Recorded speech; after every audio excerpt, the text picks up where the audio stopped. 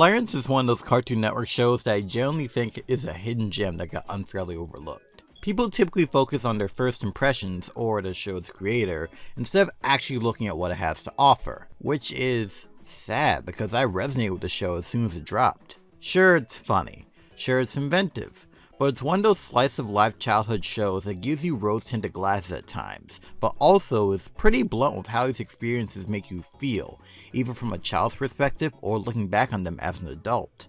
I think that's what makes the show work regardless of what age you're at. Considering I view Hey Arnold as the gold standard for shows like this, and Arf at a very close second, I think Clarence succeeds. Now there are a lot of episodes that are really good. I blame CN scheduling for not being able to watch all of them from season 2 onwards, and look, I'm easy to impress. If you make me laugh, I'll love you. So episodes like Pilot Expansion, Rough Riders Elementary, Rise and Shine, and Average Jeff are some of my favorites, but they're not the ones I'm going to talk about here. Enter episode 15, Dreamboat, and episode 71, Mystery Girl. Two things that you need in life are the ability to be better than your past self and to be open to new relationships. And I think both these episodes tackle these respective ideas quite well. These aren't just ideas that you have to encounter when you're at the precipice of childhood. You're going to constantly relearn these ideas for the rest of your life.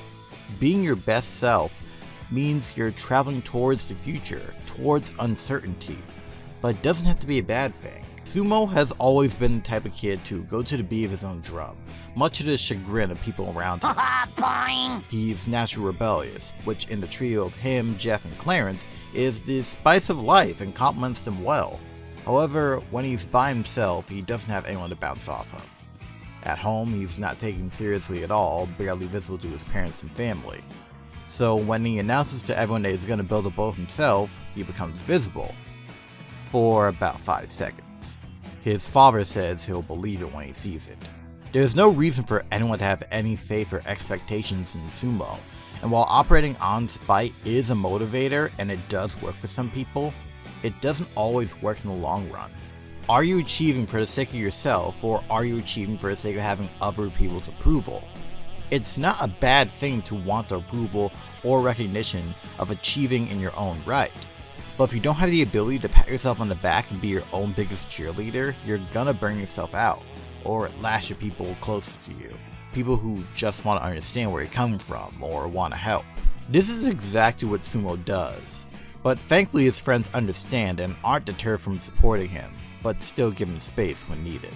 In an angry fit late at night during a particularly nasty storm, Sumo gets frustrated and destroys all of his work.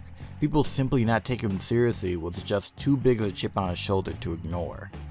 But in the dead of night, Jeff and Clarence are still there for him and support his endeavors, and at the end of the day, they're able to make a boat.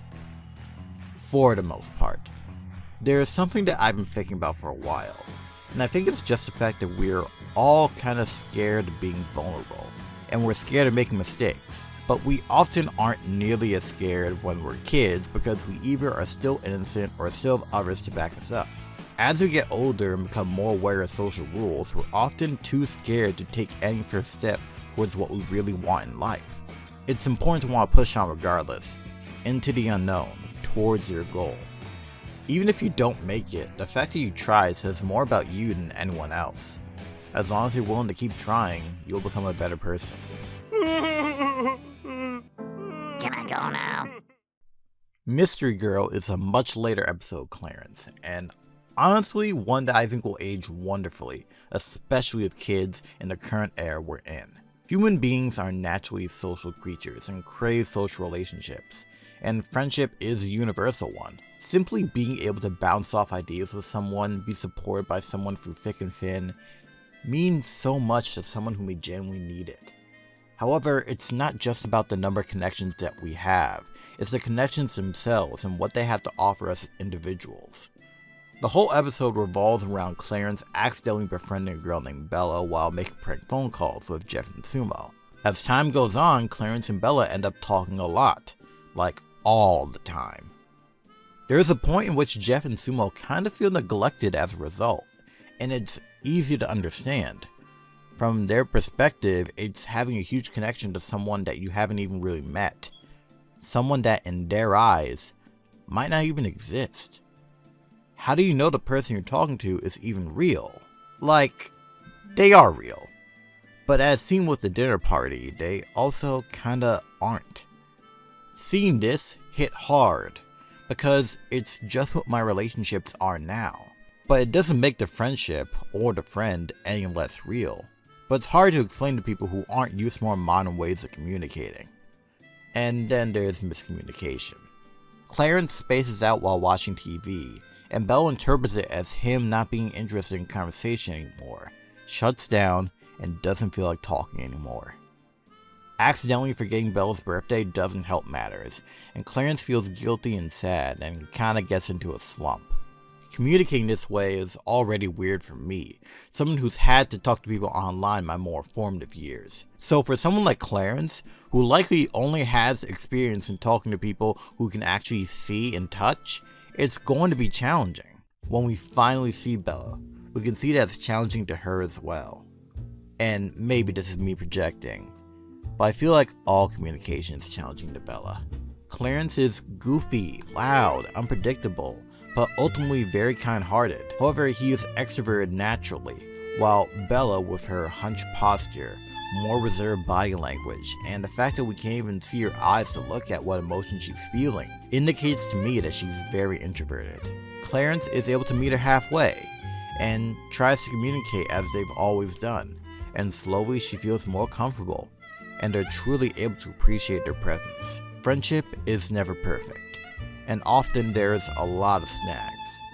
But whenever you find someone that really gets you, it's a feeling that words often can't describe. Clarence isn't perfect, and I think that's perfectly okay. Growing up isn't perfect, childhood isn't perfect, we aren't perfect. Life is about embracing our own imperfections and experiences that help us grow as people, even if we aren't always fully in control of them. What's important is not only that we learn from these experiences, but sharing the positive ones with others. Sometimes you want to laugh, sometimes you want to cry, sometimes you just want to go nuts. All of these are valid.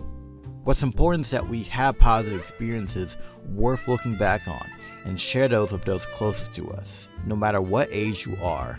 I think that as long as you keep that in mind, things will be okay.